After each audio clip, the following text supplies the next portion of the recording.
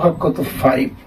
এটা হলো কি একটা রাশি আমাদেরকে দেওয়া হয়েছে, সেই রাশির মাধ্যমে আমরা সাধারণ পদটা, এই অনুক্রমের সাধারণ পদটা কিভাবে বের করব একটু খেয়াল করব। দেখো, আমরা যখন অনুক্রম নির্ণয় করতে যাব, একটা ধারার পূর্বের পদ এবং পরের পদ এরা কিভাবে সম্পর্কিত, সেইটাই হলো কি অনুক্রম। মানে আগের পদ এবং পরের পদ কিভাবে যুক্ত আছে সেটাই হলো কি অনুক্রম। আবার তুমি ধারাকে যদি নির্ণয় করতে যাও, যে এই যে অনুক্রমের মাঝখানে যদি আমরা প্লাস চিহ্ন ব্যবহার করি, সেটা একটা কি হবে, ধারা হবে। তাইলে আমরা একটু যাব হলো যে অনুক্রমটা আসলে কিভাবে বের করতে হয় বা সাধারণ পদটা কিভাবে বের করতে হয়। এখন সাধারণ পদ বের করতে গেলে আমরা দেখো তো এখানে 1 2 3 4 মানে লবের ক্ষেত্রে যে স্বাভাবিক সংখ্যাগুলো পাইছি সেটা হলো কি পর্যায়ক্রমিক একটা মান পাইছি, নিচেও ঠিক তাই। এই মানগুলো বের করার জন্য আমরা n তম পদের সূত্র ব্যবহার করব। n তম পদের সূত্র কিন্তু আমরা সবাই জানি, a plus n minus 1 into কত d।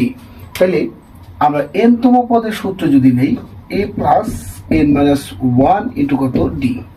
এখন এই যে পদের পার্থক্য, এই পদের পার্থক্যটা তুমি কিভাবে বের করবা? আমরা পরের পদ বিয়োগ কত আগের পদ আমরা কি নির্ণয় করতে পারি।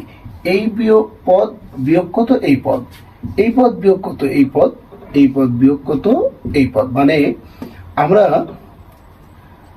যখন পদের পার্থক্য বের করতে যাই, পদের পার্থক্য বের করতে গেলে আমাদের দ্বিতীয় পদ থেকে প্রথম পদ বিয়োগ করা লাগবে, তৃতীয় পদ থেকে দ্বিতীয় পদ, চতুর্থ পদ থেকে তৃতীয় পদ। আমরা কি করব, পদের পার্থক্যটা নির্ণয় করব। তাহলে পদের পার্থক্য যদি আমি নেই, 2 থেকে 1 বাদ দিলে কত আছে 1, এবং প্রথম পদটা আছে কত 1, 1 যোগ কত n মাইনাস 1 ইন্টু কত 1। তাহলে গুণন করো তুমি, 1 প্লাস n মাইনাস 1 কাটো, বাঁচলো কত n।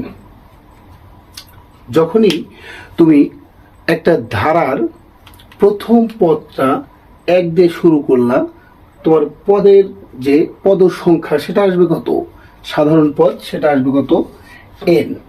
এখন এখানে শুরু হয়েছে কি 2 দিয়ে, এখানে দেখো তো আসলে কি আসে, যে পদের পার্থক্য এখানেও কত 1 করে। এখানে যদি আমি লিখি a plus n minus 1 into কত d, তাহলে এখানে প্রথম পদ কি দেওয়া আছে 2, পদের পার্থক্যটা কত 1।